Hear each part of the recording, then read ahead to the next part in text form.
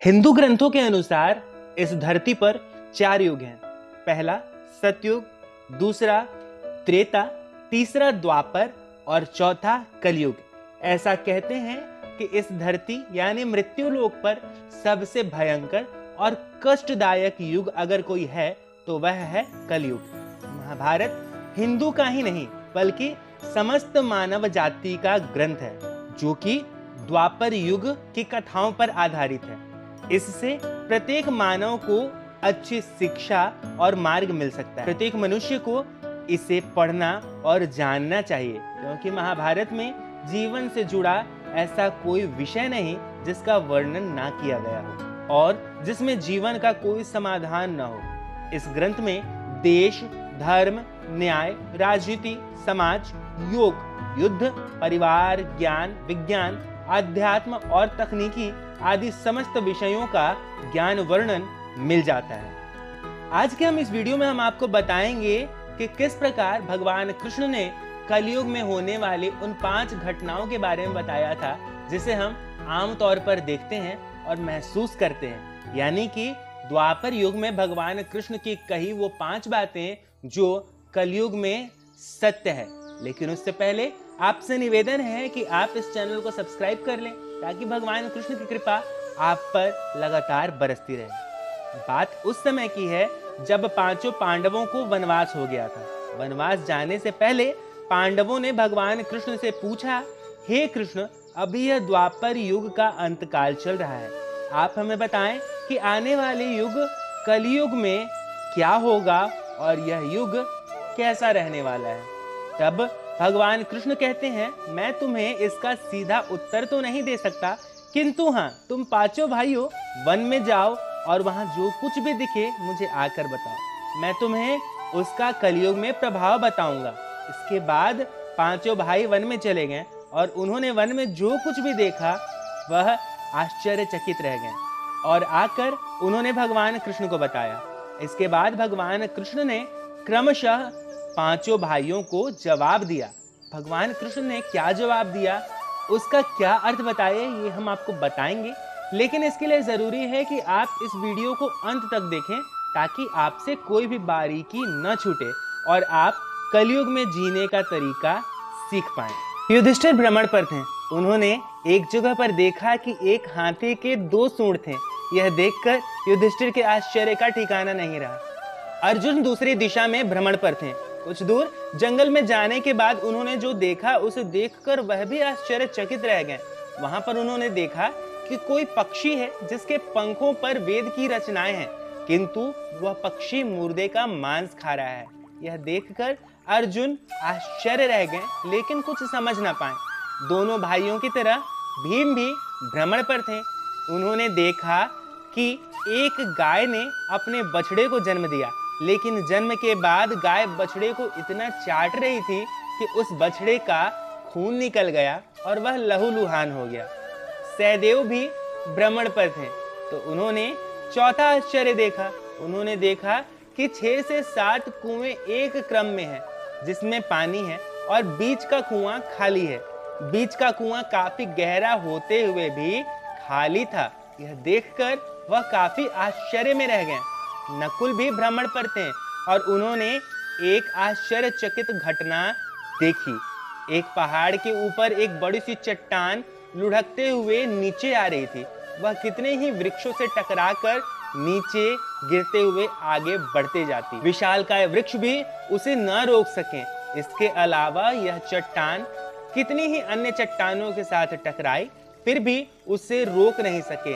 अंत में वह अत्यंत छोटे से पौधे के स्पर्श से स्थिर होती दिख गई। इसके बाद भगवान कृष्ण के पास 5 भाई आते हैं और अपनी आंखों देखी सुनाते हैं। सबसे पहले युधिष्ठिर भगवान कृष्ण से कहते हैं, मैंने तो पहली बार 2 सूंड वाले हाथी देखे, यह मेरे लिए बहुत ही आश्चर्यजनक था।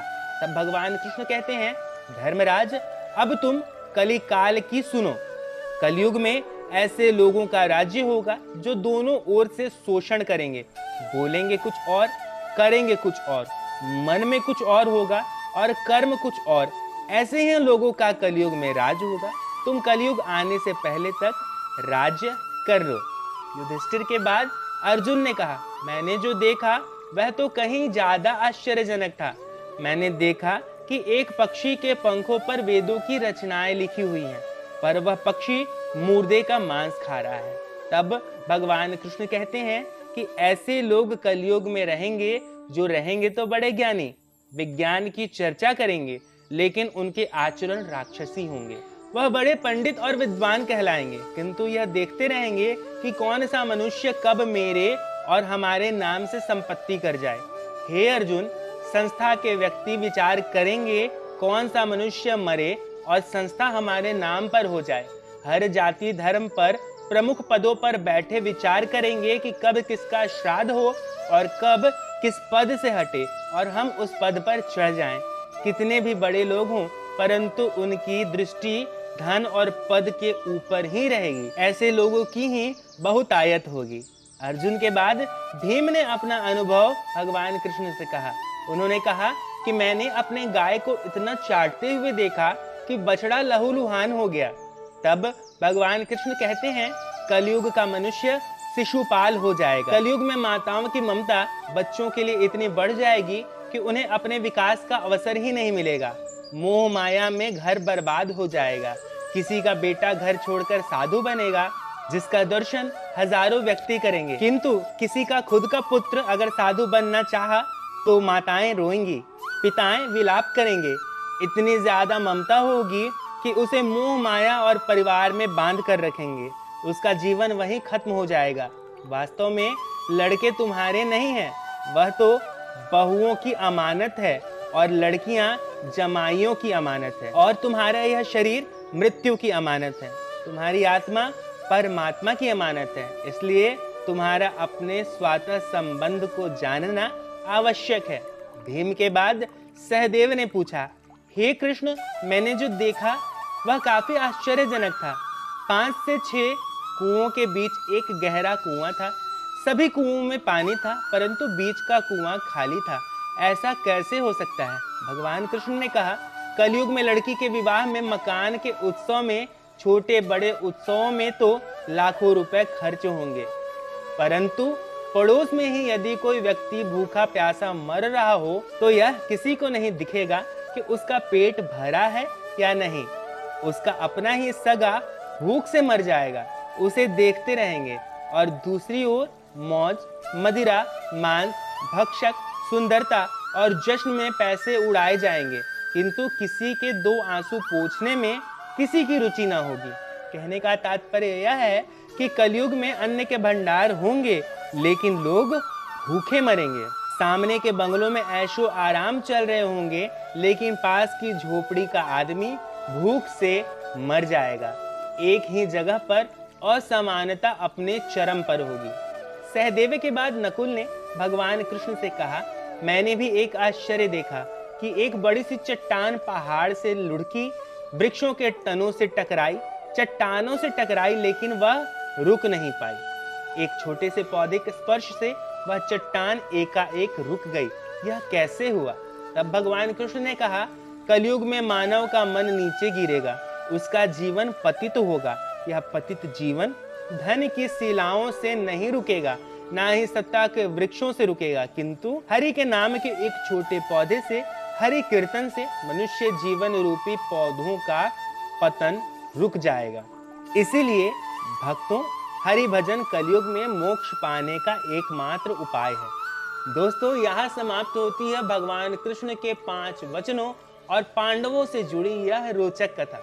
कथा को लेकर आपके मन में कोई संशय, सवाल या जानकारी हो तो उसे कमेंट बॉक्स में लिखें। हाँ, इस नेक कार्य में आप किसी भी तरह से हमारी मदद करना चाहते हो तो स्क्रीन पर दिए गए नंबर पर आप अपनी आर्थिक सहायता हमें भेज सकते हैं। कथा अगर आपको अच्छी लगी हो तो इसे अपने दोस्तों, मित्रों व बंधु बांधवों से साझा करना बिल्कुल न भूलें।